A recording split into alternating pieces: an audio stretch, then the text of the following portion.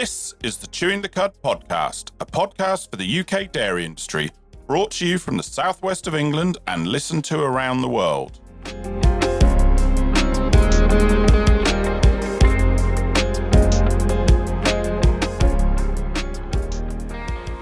Hello and welcome to Chewing the Cud podcast. My name's Andrew Jones and with me today is Sarah Bolt. How you doing, Sarah? I'm good, thank you, Andrew. And how are you? Yeah, I suppose we might as well talk about the weather, just get it over and done with, hadn't we? Let's be honest, how dry it is. I was in Cornwall a couple of weeks ago and they just seem to be the land of milk and honey at the moment, all that grass they've got down there, but nobody else seems to have got it. Well, everybody keeps telling me that, there's plenty of rain around, but certainly here, where in my little corner of Somerset, we've missed all of it. So at work the other day, we looked at the radar and it told us at 10 o'clock there was going to be some heavy rain, and again at 5 o'clock. Did we get either of them?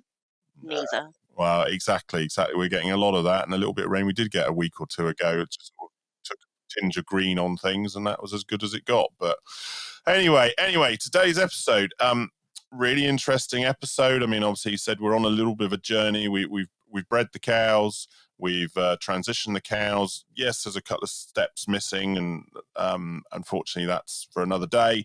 But today we're sort of looking at that post-weaning phase.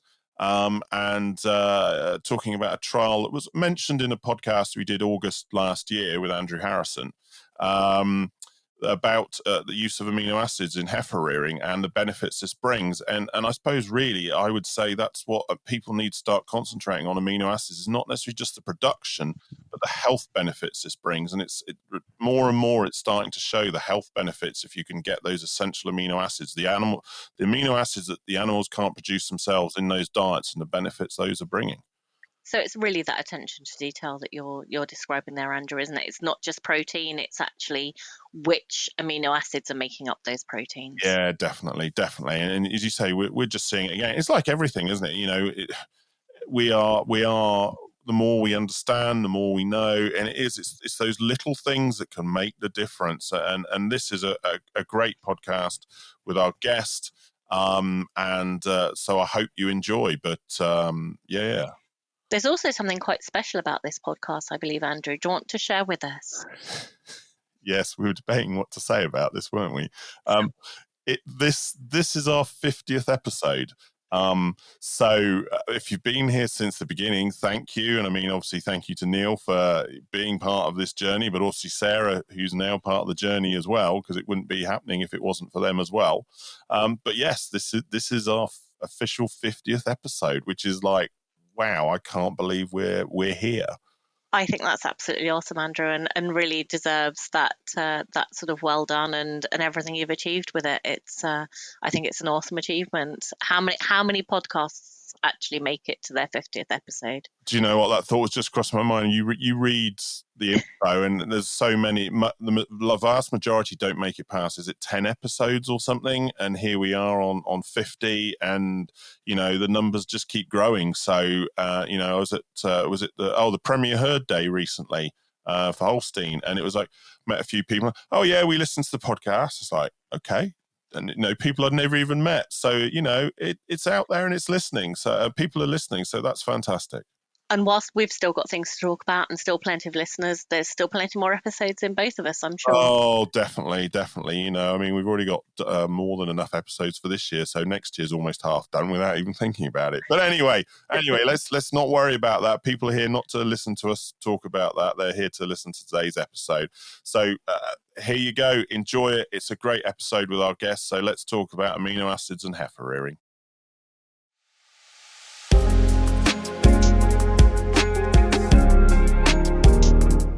This podcast has been brought to you today by Chewing the Cud Limited, who offer completely independent dairy and beef nutrition, cow signals advice and training, along with ROMS mobility scoring. For more details on these and other services available, please visit our website www.chewingthecud.com or email us directly on nutrition@chewingthecud.com.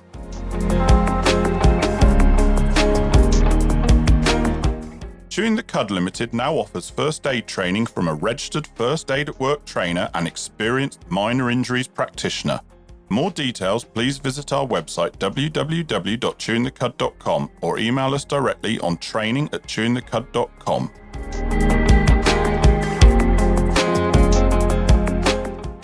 Hello, I'm Andrew Jones. And I'm Sarah Bolt. And welcome to the Tune the Cud podcast, a podcast for the UK dairy industry. Farmer, advisor, processor, and everyone else. We have topics and episodes that will interest you. We discuss the practical and the technical aspects of different UK dairy industry topics. We aim to make you think about what you're doing and ask yourself, can it be done differently? Listen to us speak with specialists from inside and outside the industry about their area of expertise. Subscribe and listen to episodes for free on your favourite podcast platform. Or sign up to our website, www.tunethecud.com, for podcast notifications so you never miss an episode. And links to our socials, including Instagram, Chewing the Cud Podcast. All one word, and remember, no G. Or email us direct on podcast@chewingthecud.com. If you like what we do, please share and leave us a review to show your support. And that's it. Enjoy today's episode.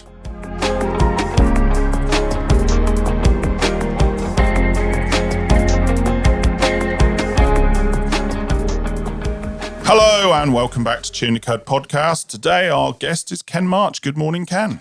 Good morning. How are you? Yeah, very well, thank you. Long drive, but well worth it. Thank you very much. It's absolute pleasure to finally meet you, because I know we've been talking about this for a little while, haven't we? I mean, you were unfortunately unable to make last year as originally planned, but here you are now. So Ken, just tell us a little bit about yourself and your background and how you got to where you are today. Right, well, East Londoner by birth, and moved up to West Wales in 81. Yep. And it happened to be the era of when English people moved to West Wales. They were told to breed rabbits for for meat. Yep. And there was a number of them. And I happened to contact the company supplying the animal feed, which was back in those days was Low Pen Animal Feeds from Somerset. Oh, I remember them. Yep. And I got the rights for distribution of animal feed for West Wales, of which, apart from rabbits, because my father used to breed them back in East London, I knew nothing about. One of the rabbit breeders introduced me, was a dairy farmer as well, called Di Bunny. It's a bit of a rabbit theme going here. You couldn't make that up, could you? And we got on well. He had 100 cows. And to me then, that was an enormous amount of dairy cows. Yeah. And he said, look, if I can help you, he said, how about you, because he lived about 50 miles away. I lived in West Wales in Aberystwyth, where I still live, and he lived down in Carmarthen. And he said, come down, he said, 2 days a week, or 2 days every month initially, and I'll take you around and introduce you to some dairy farmers. Yep. Which was really great. And I sold the cheapest animal feed there was.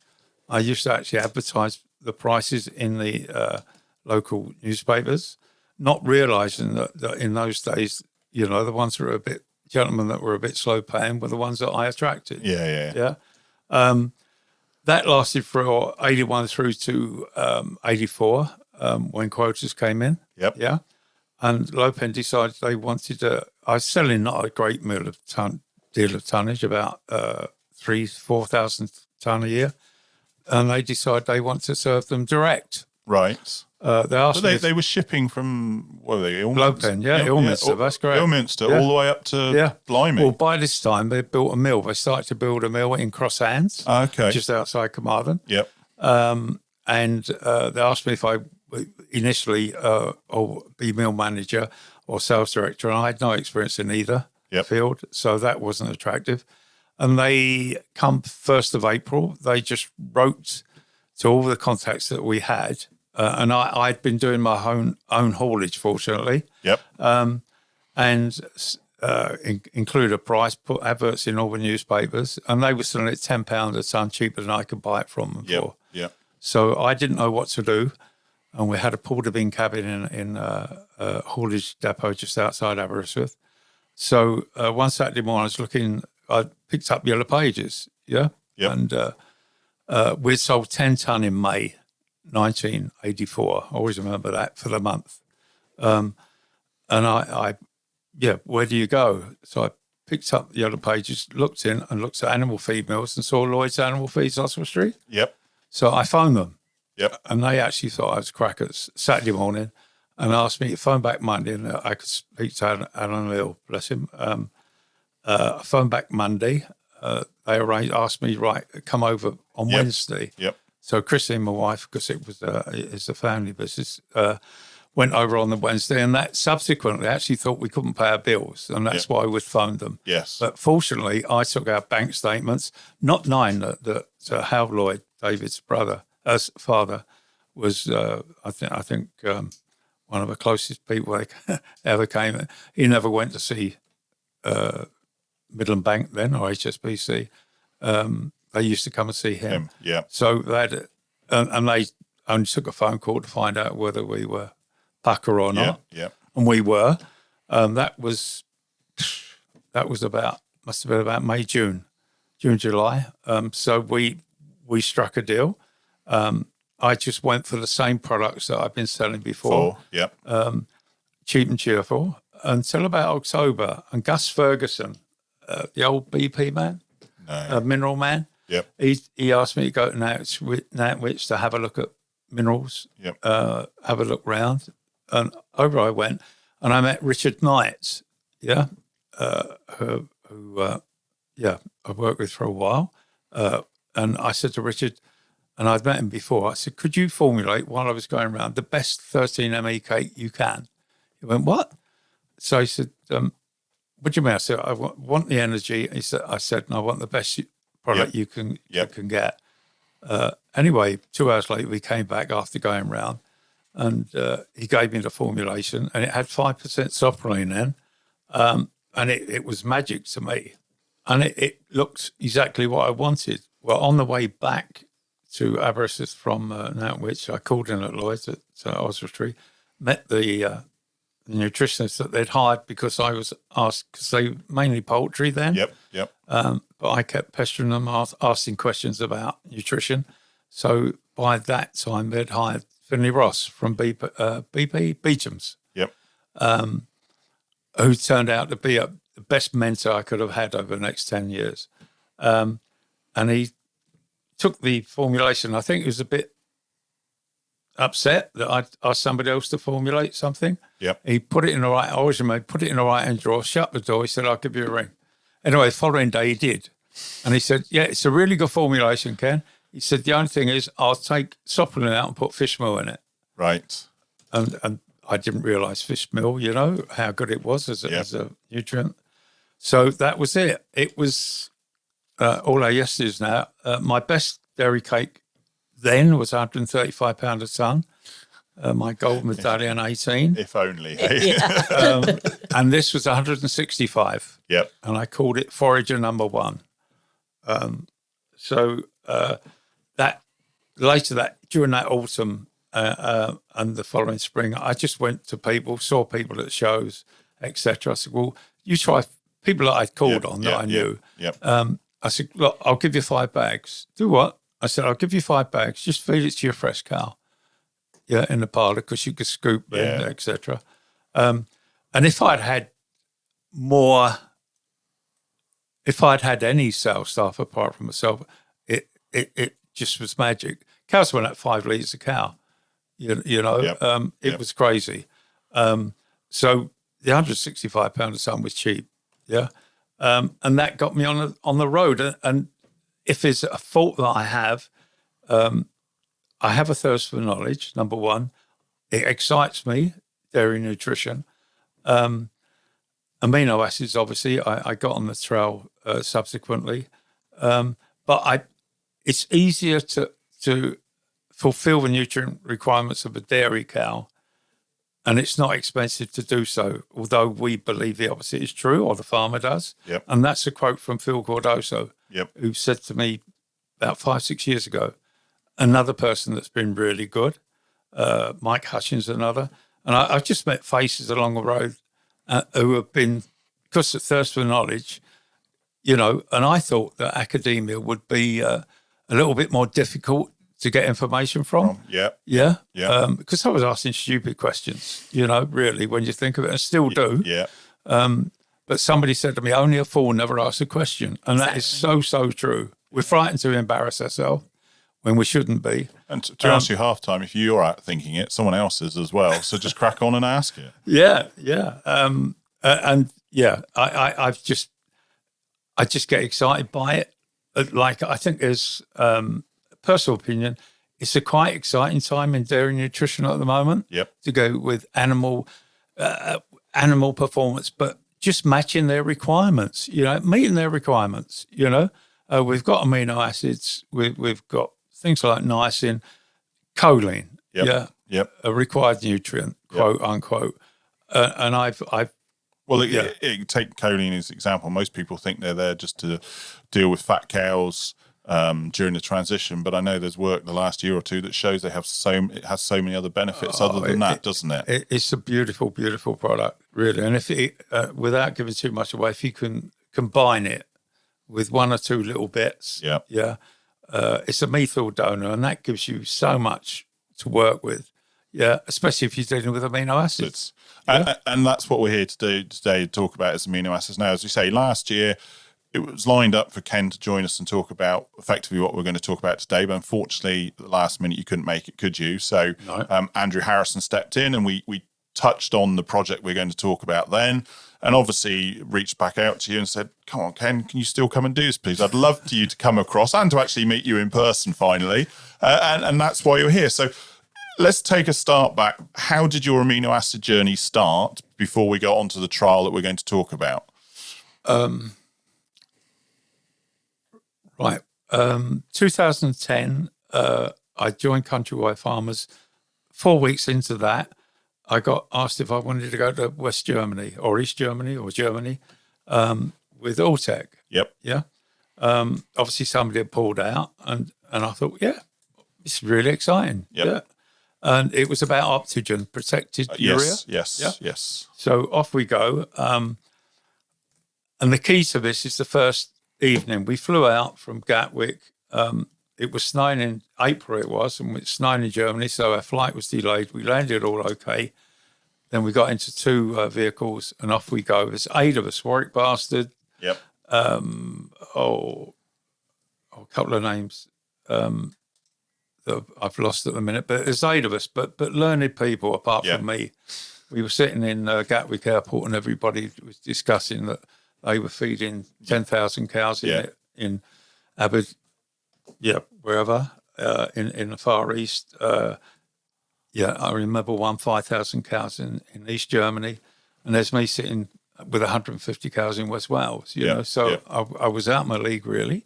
Off we go. We arrive, and we drive to a veterinary practice that evening. Got there late because of the flight delay, and we sit upstairs in the boardroom, and it was like a Dutch barn, been refurbished. Yep. And in Germany, the veterinary practices usually have 1 or 2 qualified nutritionists. Right. So this gentleman, Mexican gentleman, qualified in Cornell, worked in America for a while, now works in Germany.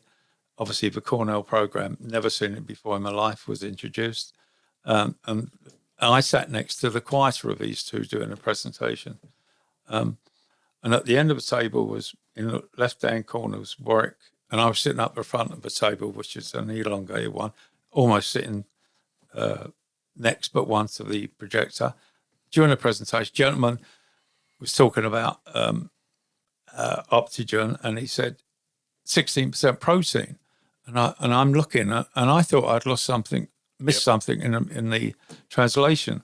And I said, excuse me. And I looked down the table, and there's Warwick, Barry Aldis. A couple of others, sensible people. Warwick I'd met before with Bioclaw, and I went, do I ask the question? Is it dairy or beef we're talking about? Yeah. I'm going to look stupid, And I thought, well, I'm here, so I've got to ask it. So I said, excuse me, are you talking about beef animals? And then he just got his infrared and just circled 41 litres. Yeah. He said, no. I said, what, on 16% protein? Yeah. Bear in mind, it's 2010. Yeah. He went, dairy cows don't need crude protein. And the gentleman, the vet sitting next to me, went, they have no requirements, sir.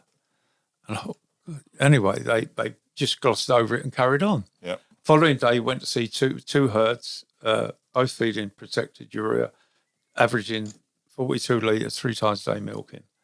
On the flight back, the guy from Alltech asked me, he said, well, what do you think? Are you going to sell it? I said, will you take me somewhere else to see similar results? Yep. And I'll give it a go. Yep. So anyway, get off the plane, get home, and I went on the internet. Amino acids, metabolizable protein, that was the word. And I came up with Gabriela Varga, who was the person for amino acids then from Illinois, I think. Yeah, I mean, to be honest, you sent me a presentation, didn't you? And it's something I pulled out. It says cows do not have a crude protein requirement, and that is, as you say, Professor Gabriela Varga, Penn State University. Yeah, thank you. And I thought, and I saw this article, so I emailed her, and not thinking you'd get a reply. Yep. But she, following day after, she replied, and she gave me, which is such a valuable possession that I still have. She sent me a 40-slide presentation on a PDF, and she sent me the actual slide presentation as well, starting from what crude protein is right through to metabolizable protein. Yep. It was just magic, absolute magic. And I discovered this and got a reply to this on the day before I flew out in July with Alltech to Cremona. Yep. Got on the plane and the guy from Alltech was asking me, I said, I know what it's all about now. He went, what? I said, I'll tell you later, We went to Cremona, saw exactly the same thing, 42-litre cows. Yep. Glucogenic diets. Yep. Yeah. By now, I'd April, May, June, July. I think it must have been July. I'd got 3 of my customers to try it. Yep. I said, look, what, 16%? I said, yeah, but I need to raise the carbohydrate, starch level, etc. Yep. Milk proteins went up by about 0.3. Milk yield went up. Yep. It was just like pressing a magic button. Yep. Go into the supermarket and get a ready mix formula. I was just floating, really. Yep. We went to Italy, saw exactly the same, duplicated it. So coming back, that was it. I was with Countrywide then. I developed 3 blends for maize and grass silage alone, maize, grass silage, and crimp grain. Yep. Yeah, that balance one of 3, varied in starch and sugar levels. Yep. And protein levels, but you could, whether it was yourself, Sarah, I had 1 of 3 would work. Yeah. And introduced those. And it was just like it was just like pressing a button if you wanted cows to milk. Oh, bearing in mind a compound with fish meal in, but then fish meal got banned, so we went with protected when did protein. that get banned? That was late 90s fish That meal was went out. BSE and all of that, wasn't it? Yeah. So, it's 80. Yeah, it must have been 84 when I changed. Yeah, it would have been early 90s. It was because I was a student at the co-op, and that would have been 97, and we were using fish meal. And the last, as I finished, so that would be early 90. No, that was 96 into 97.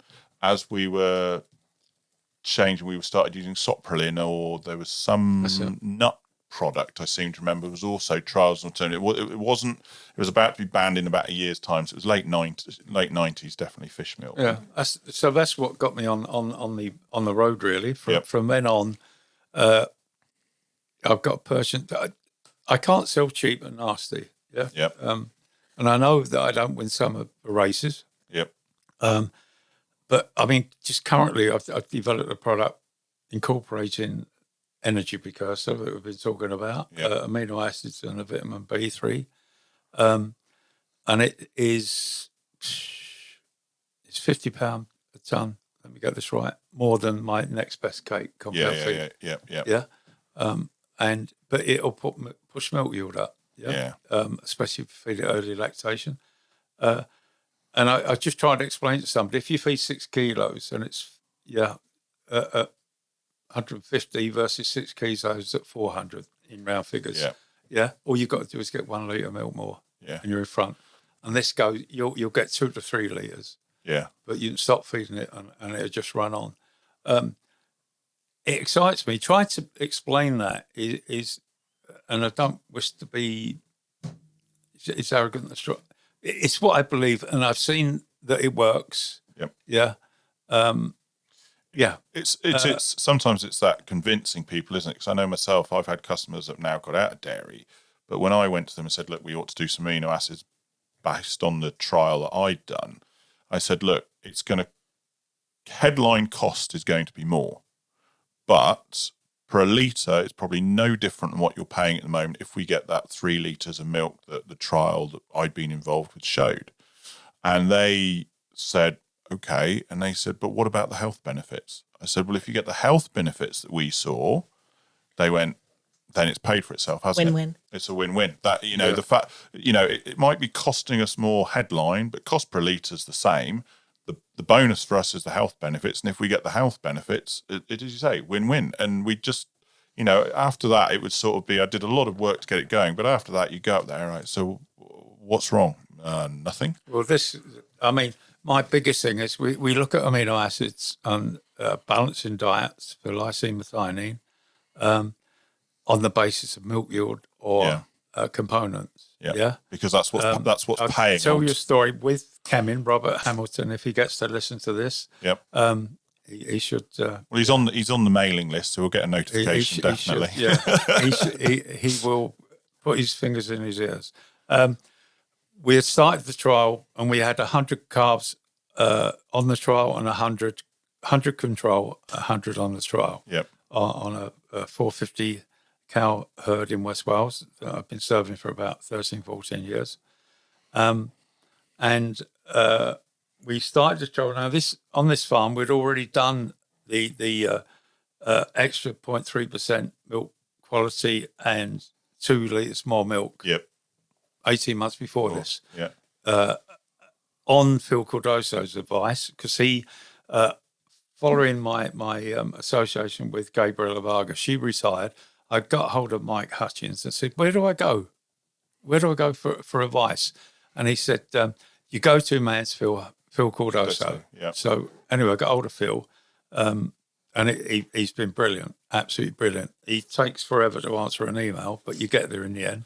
But you just remind me, you're right, actually, because I know I contacted Bill Weiss about something once, thinking he's never going to, and they do. Yeah, They do. Very good. Yeah. Is that because as scientists they want to know that what they've been talking about is actually being used on the ground? I think it's that's what I think exactly that's what they all want to know, that it's actually being put into practice. I think. Touching on that, just vary for a minute. Phil Cardoso's paper on increased oocyte size by methionine carrying, cleansing the liver triglycerides back down, coats the egg. Yeah. And he did a trial where they then harvested the eggs and sent them to another university for assaying, both on size and viability. And they found out the ones treated with methionine, the cow, 16% increased survival rate. So I've got a new customer on transition diets, which are a passion for me. Yeah. And my transition is prairie, was protected soya, but it's now protected rape meal. I've got choline, got lysine, got methionine. And that's where it's been. I initially it was just lysine, methionine, and prairie and soya. Changed it to rape meal and included choline now. So works very well, brilliantly. Yeah. So on this farm, introduced the farmer to it, and I told him about Phil Cardoso's trial with the increased egg size, and had a paper that had been published, not a paper, but a flyer. So I copied it, and I used to give that to the farmers. Anyway, his vet came out, and it's the first year that I served him, given a PD inspection.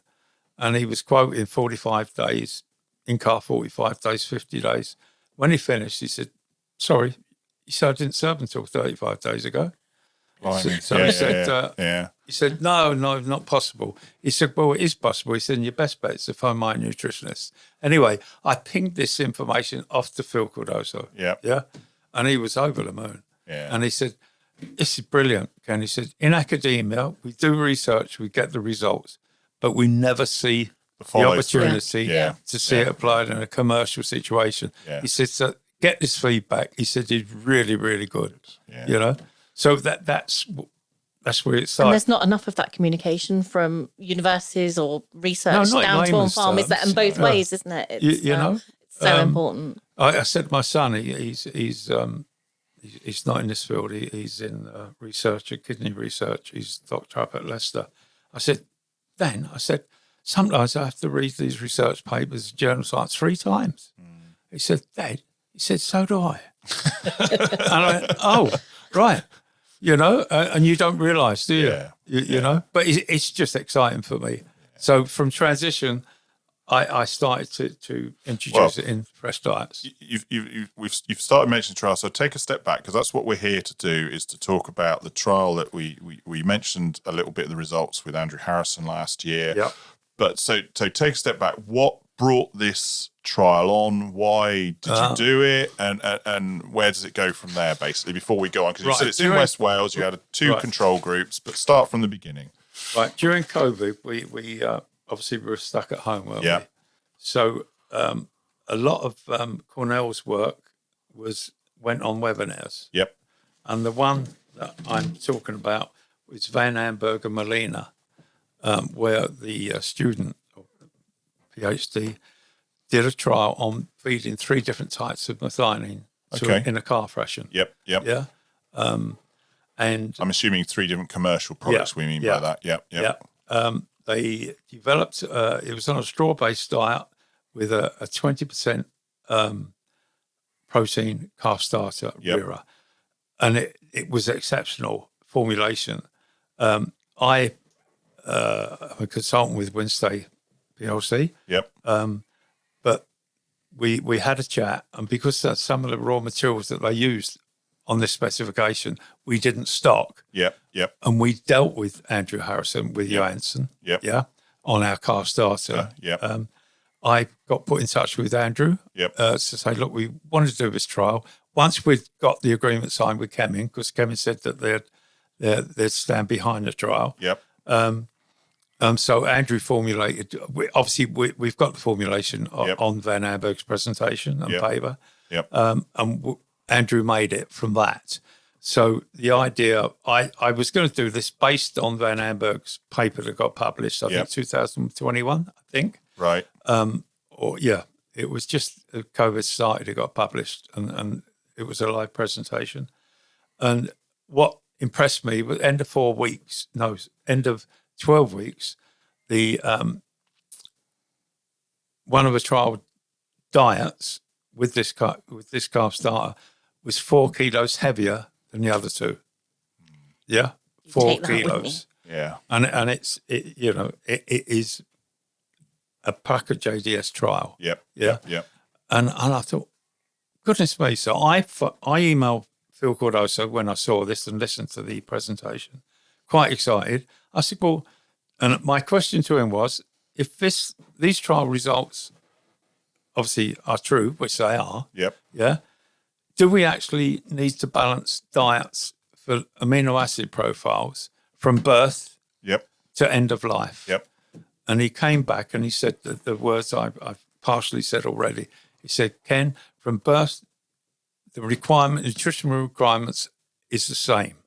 Yep. He said, we have to match their nutritional requirements, but the farmer doesn't like to do so because he doesn't feel that the benefits are cost effective when the opposite is true. Yep. Yeah. And I thought, well, how do we prove it? How do we do it? Yep. And so I was going to do this, and it's the same time I changed from the other company to Kemin. Yep. And Robert had been in touch, and I spoke about it. And he said, well, we'll run that with you. Yep. And he went off to Diago. Yep. And they came back, and we had a meeting. All the papers signed, off we go. My sincere thanks to Peter Smith and his brother Michael at Pelcombe Farm in Haverwest, because it was no mean feat to separate 200 calves and to feed them the way we wanted, because the protocol was set. Yep. We had the calf starter made with Johansson with amino acid balance for lysine methionine, and the calf rear are the same. Yep. So we took them through from birth to to calving down, basically. Yeah, transition. So one of my questions is, were the dams on any amino acids during that transition? Yeah, indeed. Yeah, so both, so all both of them, groups, so they're, because obviously amino acids do benefit the calf in vitro, don't they? Yeah. So just want to ask that question. So everything had they were fed, their dam had a transition period with amino acids. Indeed. Yep. Indeed. Yep. Yeah. On this farm, that's a given. Yep. Now, so we start with trial. Quite excited. All set up. Off we go. We calf down, keep them separate, and then 12 weeks, eight weeks in, they get salmonella. Now, my biggest thing. Oh, let me finish this. So we get salmonella. So what we're going to do? So we have a meeting. So there was Andrew, Robert, Diago, myself. So Robert's famous words were, there were 3 dead on the trial, on the trial, 100 calves, 3 had died. Yep. And on the control, there were 12 dead. Yep. Yeah. And we were talking about this. So Robert said, well, let's take them out. Take them out of the equation. So I said, Robert, you can't do that. We don't. I said, what people don't realise, it's not just the performance in terms of milk yield components. These are calves. You talk to anybody that's fed amino acids to dairy cows and ask them how their fertility is. Yeah.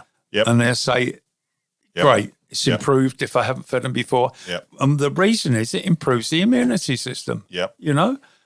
So you can't do that. You can't take them out. We've got to run with it. Yeah. And then Diago agreed with that. And I think, that's the frustration. People think it's just for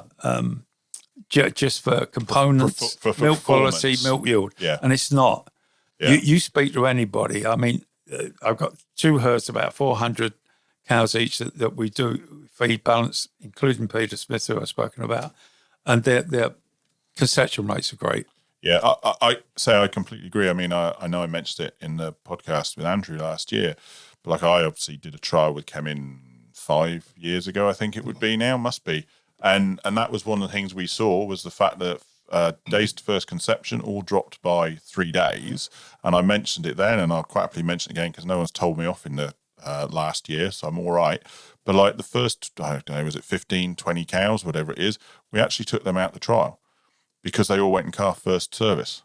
And like, no one's going to believe that these 20 cows or whatever it was 150 cow herd, but these first, whatever it was, were 15, 20 cows. I've got the data probably here somewhere, all got in calf first service. And we're like, well, no one's going to believe us, so we better take them out.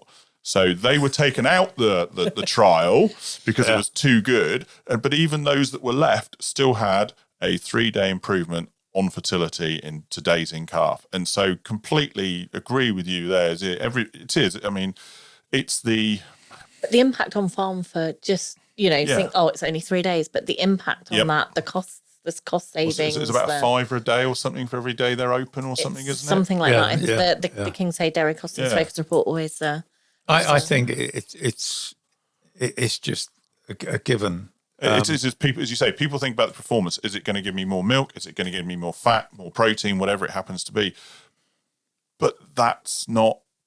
It's the unquantifiable stuff.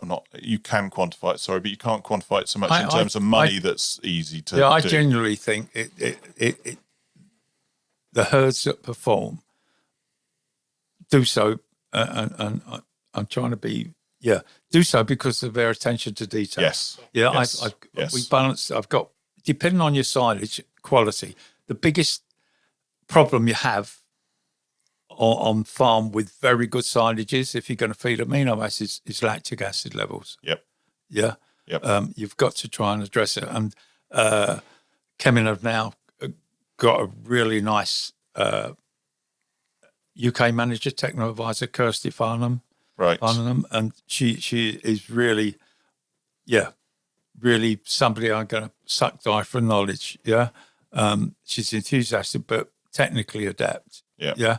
And we were talking about this lactic acid. It is. I've come across that in numerous farms that I can classically think of one client that lower input, but basically they had problems and their vet had told them it was winter dysentery. And I said, let me come and have a look. And I was like thinking, it must be mycotoxins or whatever. And looked around, couldn't find nothing. And I was like, I'm scratching my head. And they went, do you want to see the silage analysis? I went, yes, please.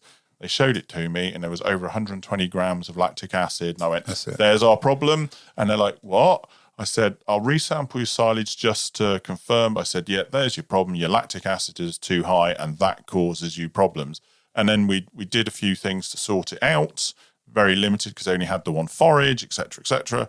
But you solved it, and they still say to me, yeah, wasn't that winter dysentery, was it? And I see it time and time again on farms. People don't, if the lactic acid is too high, you then get other complications. Especially with rumour fermentation, if you're talking about amino acids, haven't you? Yeah. But this farm I'm talking about, he milks twice a day, makes excellent silage, but it's attention to detail. We've averaged 39 litres since the last cow's calf. We started calving in September, October, November, August, late August. So I should say some calving. Should say to anybody listening to this, lactic acid is a sign that you've probably had a good fermentation. So actually, for your silage, it's a good thing, but for your cow, it's a bad thing. But that's another. But just anyone listening to this, 100 grams, please. Yes, and you'll be fine. But so we lost, talking about the calves. Yeah. They came over it, but what is significant, the growth rate. Straight away, though, you could say the fact that you had 4 times as many die without the amino acids suggests that the amino acids was obviously having those health benefits. Oh, yeah, it's the immunity. It's immunity. Yeah. And that's what I was trying to say when Robert said, let's take them out. Yeah. You know? You've got to show the good and the bad. But what was significant, the control group dropped down to 0.5, 0.54. Yep. Yeah, weight grams per day. Yep. And the treated group stayed on average about 0.8. Yeah, and the figures that we've got here, obviously, I can talk about, but by 1, 2, 3, 4, 5, 6, 7, 10 weigh-ins, because we were weighing on a monthly basis. The treated group was 20 kilos heavier, the average weight, than the control group. You're looking at 251 kilos versus 272. So they were reared all the same, as you say. They were split based on same silage, same diet, apart from the starter. Yep. Yeah, which was one obviously was balanced for lysine methionine, as per the Cornell work. Yep. And obviously I think that's what Andrew said. They were identical. There was nothing different about them apart from the one that the trial had been balanced for lysine methionine, whereas the other one was just as it would be commercially normally. Yeah. So they came off the starter at what age? As they were weaned? 12, yeah. As they were weaned. Off the starter, onto the rearer. Yeah. And again, that had one diet with and one diet without the exactly methionine. the same. Yep. Same formulation, one with balance, one not. But what was interesting, when they went out to grass... so they did go out to grass. They went out to grass. They would have been, 6-8 months old at that point? Yeah, about 6 months, bit younger possibly. Yeah. And because Pembrokeshire, they can grow grass quite well there. Yeah. And we had a snack feeder. Sheep snack feeders, feeding them out of grass. And Peter said, well, I've never fed them so on a scheme like that before. Yep. If we'd had enough grass, possibly we won't feed knock them it back. Week. Yeah. So we said, but what was interesting is those that the control group made up the lost weight from the salmonella. Yep. They're only putting 0.5, 0.54, 0.58 kilos a day on. Yep. Once they got out of grass, they caught back up the trial group up. Yep. Yeah. Which was interesting. Then in terms of conception, well, what age were they then? What was your target weight for bulling? About 55% of live weight. So what? 350? Yeah, 350 is the target rate. 350. Yeah, so what rates what point were they hitting the 350 kilo targets? At what point? What age, I should say, were the two different groups averaging? I can't answer that actually. Fair enough. It's not one of the papers that I brought with me. But I'm guessing one group hit that weight before the other group. Yeah. We said there, sir. growth rates obviously were better. We had 32 in week 45. Yeah. Yep. 32 of the control group were inseminated. Yeah. And so I should ask, when they were inseminated, were they weighed and then those are big enough, those aren't? Were they then synchronized, or was it done on natural heats? They were done on body weight. Yeah, no, but I mean, once you'd agreed once they ticked the body weights of 350 kilos, were they then done on natural heats, or were they synchronized? No, not synchronized, natural heats. It was just natural heats. Yep. So on week 45, 32 were inseminated. Yep. Yeah, of the control. Yep. Yeah. And pregnant rate was 42%. Yeah. So 14 pregnant. Okay. Yep. Yeah. Of the control group, same week, 44, 45, 50 were inseminated. Yep. Yeah. That's the treatment group, the ones that were on there. Yeah, the trial group. Yeah, sorry. Yeah. And pregnant, 52 were eligible, 50 were inseminated, and pregnancy rate was 42%. Same percentage, but more numbers. Yeah. Yeah, with me on that? Yeah. So we go, I've got to mention this, we go into calving, and I hadn't been to the farm for about 6 weeks. I made an appointment to go, and Peter said, you better come and have a look at these. He said, the heifers have started to calve down.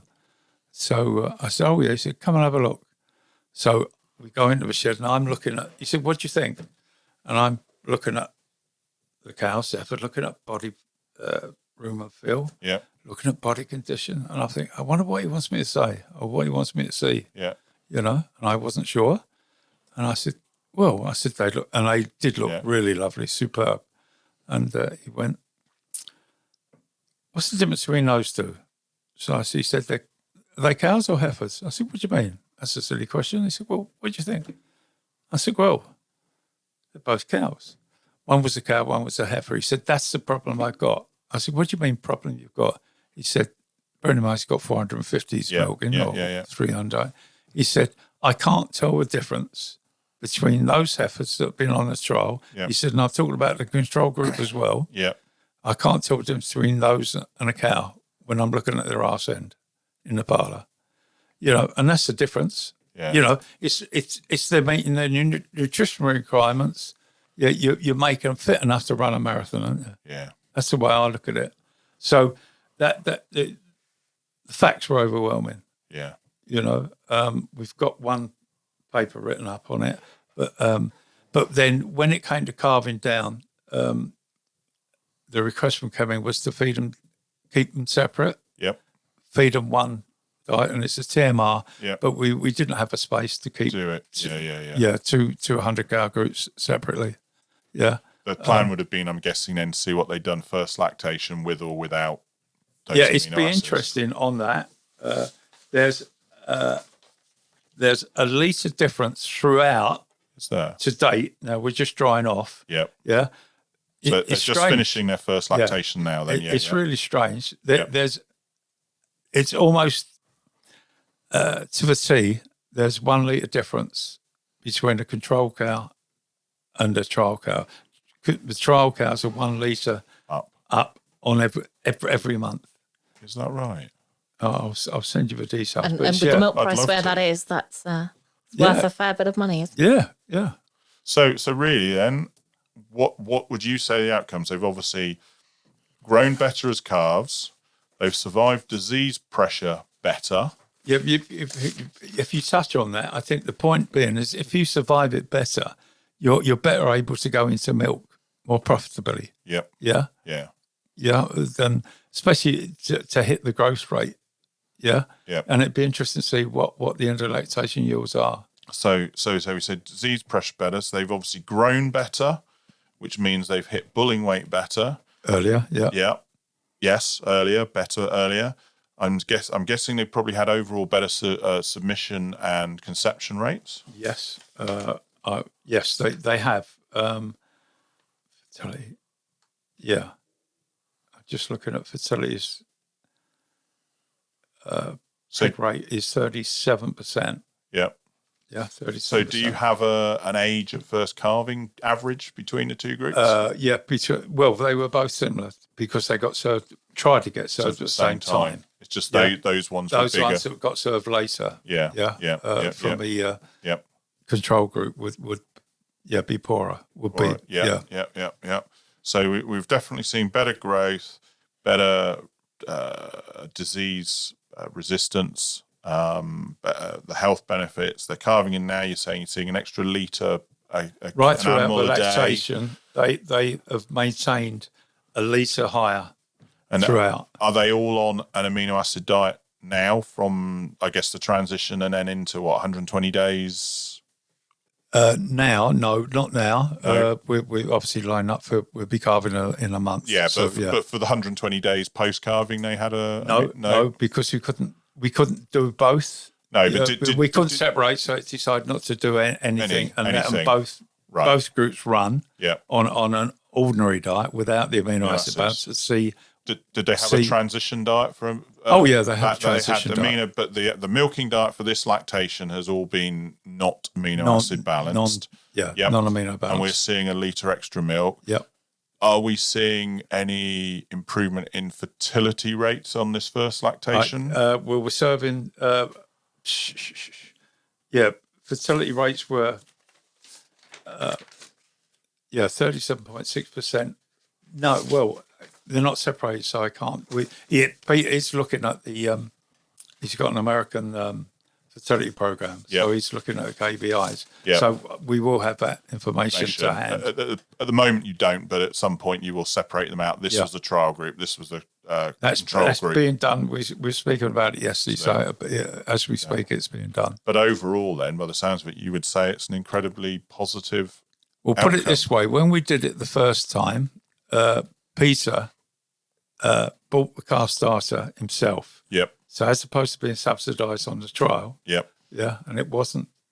It was It was worth every penny. He would say, but he phoned up and said, "I want 10 ton, as in bags." Yeah. So I said, "Yeah, really? Where?" He went, "Yeah." That was it. He's not questioned it. And how much? I think Andrew did mention it, but what was the price difference between the control calf starter and rearer compared to the trial? Andrew would know that better than me because what we arranged that he would invoice Peter direct. Direct. Yeah. So I didn't see that side of it. That's fair enough. That's fair enough. I think he did say what it was, but I don't want to say it in case I've got it wrong. Yeah. From hearing it back the last 24 hours. No, but the fact Peter came back and bought it himself a second year. That says everything, doesn't it? Says everything, doesn't it? So he's now got all of his young stock on the amino acid balanced young stock rear. Yep. Says everything. Yeah. And that's, But if you would see the cows, I'll forward you some pictures, but they look really well. Really well. Yeah. You know, I say cows, the heifers that were on the trial. Yeah. When they calved down, they're brilliant. They really look fit. So farmers nice body condition. Farmers happy. Yep. You're happy. Indeed. I'm guessing Kemin are happy. Got to be an hour, haven't they? Well, you'd think so, wouldn't you? And Andrew must be happy because he just got 10 ton of business. Yeah. And more importantly, the cows are happy. Yes. That's what it's all about, isn't it? That's what we're doing this for. Is we've got happy, healthy cows. I don't, but as you've touched on before, I don't think we don't treat transition cows properly. No. You know, and if we did, the payback would be so much better. Yeah. I'm not saying everybody, but. As we record this, we haven't recorded the next one that you'll hear before this one, which is going to be would have been one on transition, because for that simple reason, we touched on it before the record, and I don't want to go too much today because it's here, but you've said it yourself. I've seen some criminal transition diets out there, and that's just not. If that's how you're starting the lactation, that's you've got to get it right. You've got, because if you don't get that right, the whole thing just goes from. Oh, that's right. I mean, just wearing my cow signals hat. So 80% of illness and disease starts in that transition fresh cow period. Oh yeah, by far. You've got to get it right. Mm. Oh yeah, I think it's like asking somebody to run a marathon and only run up the park and back again twice a week. Yeah, not going to happen. No, not going to happen. No. But it's disease. You lose so many litres because of disease. Please. Yeah. Yeah, ketosis, etc., etc. Yeah. It just it's an investment, not a cost. I know, and that it's changing some people's mindsets to that. As you say, it's the investment in what you're. And like I was saying, that farm I did it to, I used to almost feel guilty because at that rate I was charging them a flat rate fee rather than an hourly fee. And sort of 9 months later or whatever, you're sort of going, so what's the problems today? And they're like going, well, nothing. And I'm like going, well, why am I here? And they're like, no, it's fine. You did all the hard work 9 months, a year ago when you convinced us to go amino acids. You got us to do it and obviously put in the work to get us to do that. Here's the payback. That we don't have any problems because you've got the diet sorted. We've got the amino acids. It's doing what it's supposed to do. Oh yeah. I think yeah, but amino acids, they're a nutritional requirement. Yeah. And that's said by Gabriela Varga. As I say, many years ago, they don't have a crude protein requirement. It's what I mean. I know I've mentioned it before. I mean, you probably know more than me, Ken. I mean, years ago we used to feed a lot higher protein diets, didn't we? Oh yeah. And I looked it up. I can't remember who it was. And is it apparently the optimum crude protein level for a cow for milk production? We're talking purely milk production because obviously you'll have some negative health effects because this is 22.5% crude protein. If you are driving purely milk, we don't want that. We don't do that. And back then as well, it used to be very much. I'll use the analogy again. I've used people.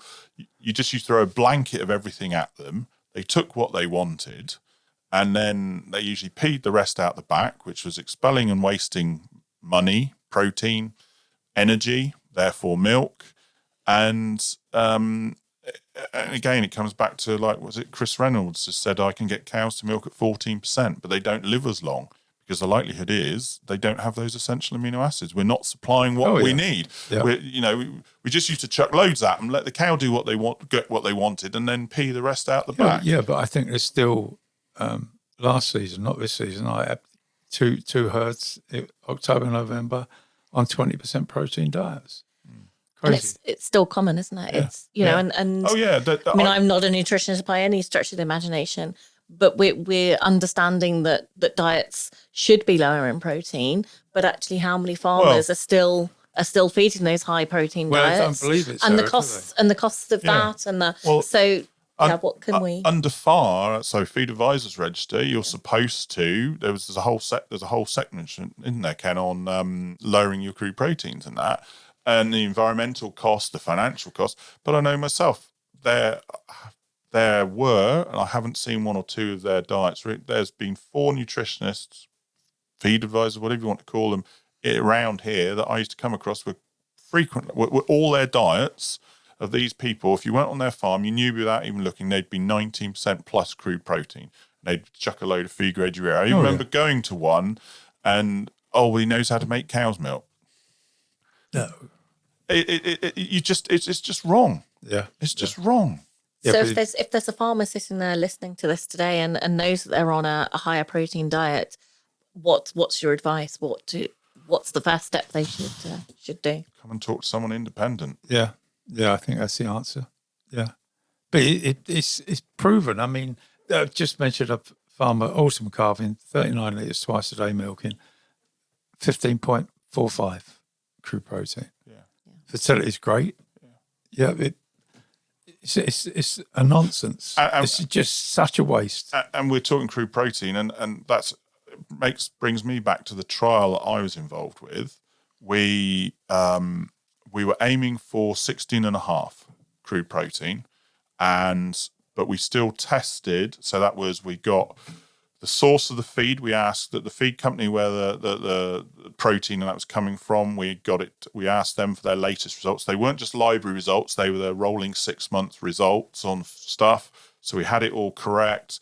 We were testing those forages regularly and everything, and we'd rebalance it at least monthly to 16.5%.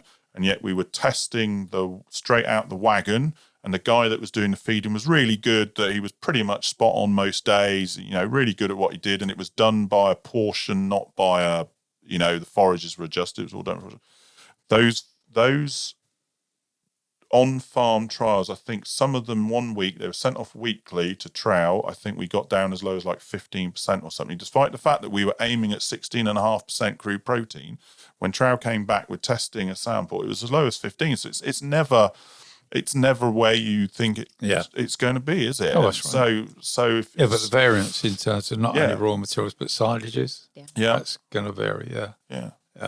It is. It's just as you say, and so again, like you're asking, Sarah, I'd say if you're running at 18 plus diets without a good reason, and is there a good reason? I don't know. You tell me, Ken. You're know more about this stuff than I do. I can't imagine why. It was my sustainability hat on and everything else. It seems such a waste, doesn't it? That it's inefficient. Again, it comes back to that quote from, I didn't make the trial conference this year because I'd what did I do? I pulled my calf muscle, wasn't it? So I wasn't able to drive. But you take back to the year before, like some farmers are getting fed up of hearing the word sustainability. Well, it's profitability. Ultimately, it comes down to why you're feeding extra protein, because it's costing you. Oh, it's protein efficiency, isn't it? Yeah. Whatever way you look at it. Yeah. There's no excuse now. Definitely not. So I'm looking at the time, Ken, and just thinking it's probably time we start wrapping this up. Are there any words of wisdom from yourself that we haven't heard, or any things you think that we should know from the trial that we haven't spoken about? I can only work on the ethos I do. Is that, we've just got to do a better job. Yeah. There's look after transition cows is fundamental if you want your cows to milk well. Yeah. And meet their nutritional requirements. And that's exactly what I was told, exactly what Phil Cordoso is talking about, and it works. Yep. And I'm assuming you're rolling this, because of these results, you're rolling this out to other clients with their young stock. We're trying. But it's the calf starter is hellishly expensive. Yeah. But it's only got pristine raw materials in it. Yeah. It is. It's quality, not quantity often, isn't it? Takes your money, it takes your choice. Yeah. Oh, yeah. Yeah. But we've got a good one ourselves within Winstay. Our Start and Wean is an excellent product, but without the amino acids. Yeah. So, but it's look after transition cows first. Yep. And then everything rolls into place. Definitely. Any thoughts from yourself, Sarah? I think that my sort of overall observation is that you've used the word attention to detail, but actually just feeding the amino acids that they require is that huge attention to detail, but actually it works. And I think that's what I've taken from today's discussion, definitely. Oh, it does work on the immunity as well as yield and components. But I do think, it's the little attention to detail that makes all the difference. This separates, the really particular people and the really particular farmers, the ones that moan at you the most. Well, on that note, I think it's time to wrap this up. So I'd like to thank Ken very much for his time today. It's been fantastic, and very much thank you very much for coming across from West Wales to talk to us, which has been absolutely brilliant. But otherwise, I guess it's a goodbye from me. It's a goodbye from me, and great to meet you, Ken. Yeah, and you. Thank you very much to you both. Thank you. Thank you, Ken.